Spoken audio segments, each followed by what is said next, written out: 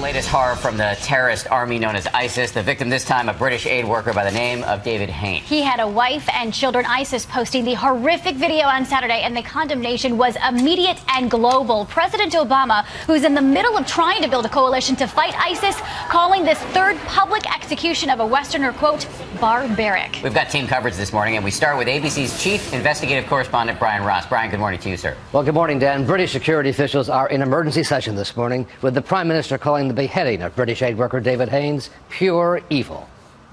The victim was British, but the brutal video message was clearly aimed at the United States. It was the same desert setting, the same masked executioner with a British accent, and the same horror. 44-year-old David Haines was forced to kneel in an orange jumpsuit and read a script that laid the blame for his execution on Prime Minister David Cameron.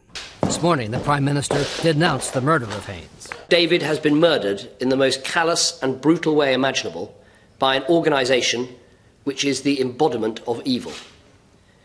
We will hunt down those responsible and bring them to justice, no matter how long it takes. Haines was the married father of two who had served in the British military and went to Syria as a civilian with a French aid group. Haines was no stranger to the world's hotspots. This was him 11 years ago when he served as an aid worker in Croatia. There are many people that do want to return, but they just don't know how and don't know who to turn to. Since his kidnapping a year and a half ago, his family has tried to find a way to gain his release. His teenage daughter posted this love letter in March. But like the U.S., Britain made it clear no ransom would be paid for his release. The U.S. has been conducting drone surveillance flights over the Syrian city of Raqqa, looking for any sign of the hostages or the areas where they have carried out their execution. But so far, without success.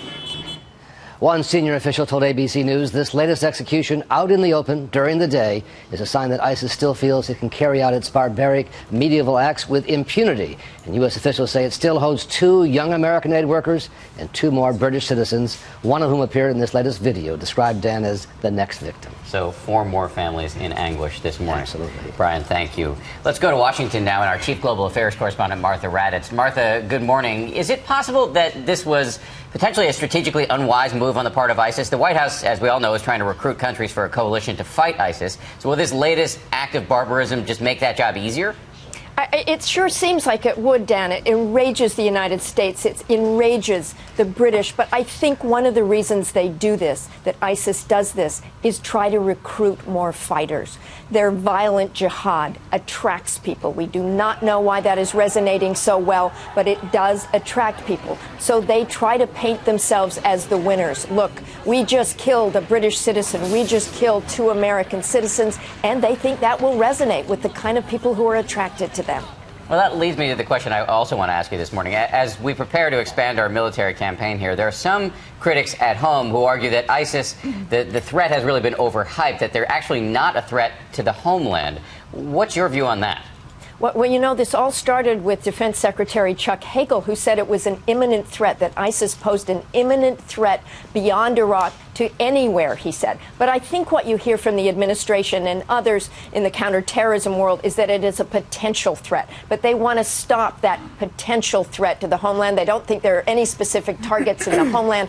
Certainly they are a threat to Westerners who are in the area, as we have seen from the executions, and they would like to hit Western targets, but most people don't think they are capable of going beyond that and hitting the homeland at this time. But I'll tell you, Dan, the big worry is those lone wolves, someone down in the basement who's plotting an attack. That has been the worry for some time now. Martha, thank you. And a reminder, Martha will be hosting This Week later this morning, and she'll have much more on this breaking story, including an interview with White House Chief of Staff Dennis McDonough. That's later this morning on This Week, right here on ABC.